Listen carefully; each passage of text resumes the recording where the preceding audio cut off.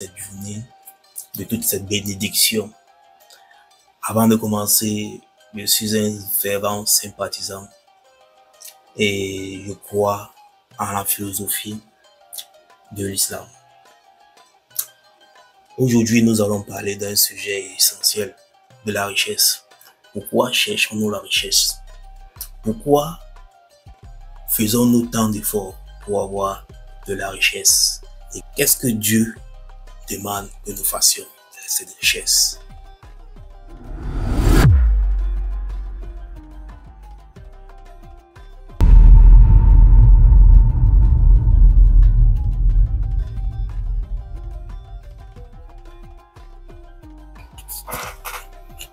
Le Coran dit dans la sourate Taha, verset 131, ne détourne pas tes yeux des biens que nous avons donnés à certains d'entre eux, comme jouissance temporaire.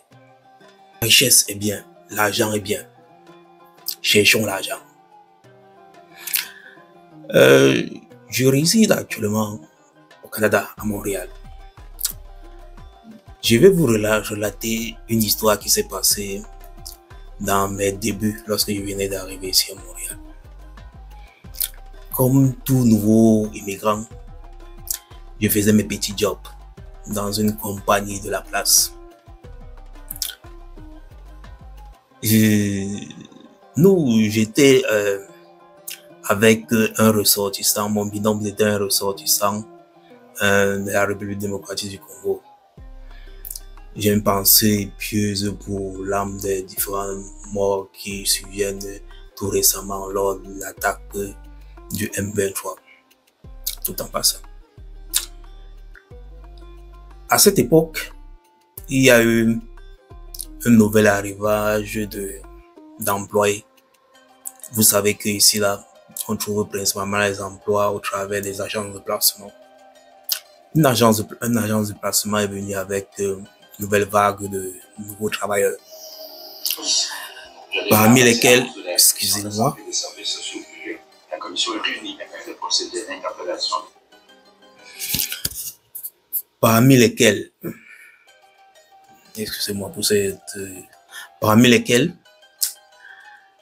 il y avait un ressortissant de Congo-Brazzaville. C'est un monsieur d'une cinquantaine d'années, 55 ans. Nous étions en train de faire de l'entreposage de la viande de bœuf. Le monsieur vient, il nous dit, c'est ce genre de travail qu'on fait ici là. Moi je suis un licencié là. Je suis un licencié, je ne peux pas commencer à faire ce genre de travail. Moi et mon binôme on se regarde. Tout en passant, mon binôme en République démocratique du Congo est un ingénieur en télécom. Nous nous regardons, on regarde le monsieur, nous ne disons rien. La journée finie, le travail fini. Le monsieur nous dit à la fin du travail qu'il ne reviendra pas. Le véhicule qui nous ramène puisqu'il y avait le véhicule du transport du personnel qui nous ramenait dans les différentes stations de métro. Dans ce véhicule, le monsieur discutait avec son épouse comme quoi ils doivent récupérer les cartes, il y a des organismes de bienfaisance qui donnent des cartes alimentaires.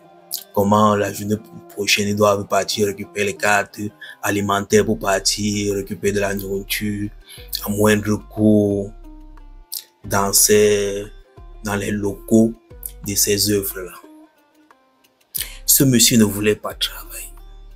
Ce monsieur avait une mentalité, j'ai une licence, je ne dois pas venir au Canada, je dois travailler dans un bureau.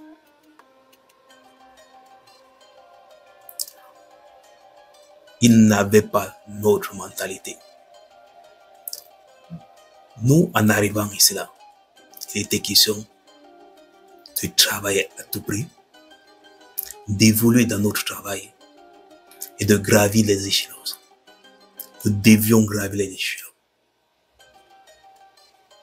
La mentalité du travail. La mentalité du travail. L'argent, mes frères et sœurs, est un bienfait d'Allah. Dans le Coran, Allah dit, ne détourne pas tes yeux des biens que nous avons donnés à certains d'entre eux comme jouissance temporaire. Cela signifie que la richesse n'est pas une mauvaise chose en soi. C'est une source, une épreuve, une responsabilité. L'argent vous protège, vous aide à être indépendant, à subvenir à des besoins de votre famille, à aider les autres. Un musulman doit chercher l'argent avec l'intelligence et halal, tout en plaçant sa confiance en Allah. Cherchez l'argent car il vous aidera à faire face aux difficultés de la vie. Si vous tombez malade, c'est Allah qui guérit.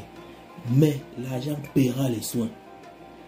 Le prophète, paix et bénédiction sur lui, a dit: la main supérieure est meilleure que la main inférieure. Cela signifie qu'il vaut mieux être celui qui donne plutôt que celui qui demande. Avoir de l'argent vous permet de donner en charité, de construire des mosquées, d'aider des orphelins et de subvenir aux besoins de votre famille. Mais attention, l'argent ne doit pas être votre idole. Le prophète, paix et bénédiction sur lui, a dit: malheur à l'esclave du dinar ou du dirham. La réussite financière n'est pas le fruit du hasard. C'est le résultat du travail, de la discipline, de la planification. Le prophète, paix et bénédiction sur lui, a été commerçant avant la révélation. Il était honnête, travailleur et persévérant. Mes frères et sœurs, fixez-vous des objectifs. Travaillez chaque jour à construire votre avenir. Investissez, apprenez, économisez et surtout, faites des évocations et demandez à Allah de bénir votre argent. Gagnez votre argent de manière licite, avec un bon comportement. Ne tombez pas dans la tricherie, le vol, l'usure. L'argent béni vous apportera la paix, alors que l'argent mal acquis détruira votre âme. La vraie richesse, ce n'est pas seulement l'argent, c'est le temps. Qu'allez-vous faire avec votre argent si vous n'avez pas du temps pour adorer Allah, être avec votre famille et profiter de la vie? Le prophète, paix et bénédiction sur lui, a dit: il y a deux bienfaits que beaucoup de gens gaspillent: la santé et le temps libre. Ne perdez pas votre vie dans les distractions inutiles.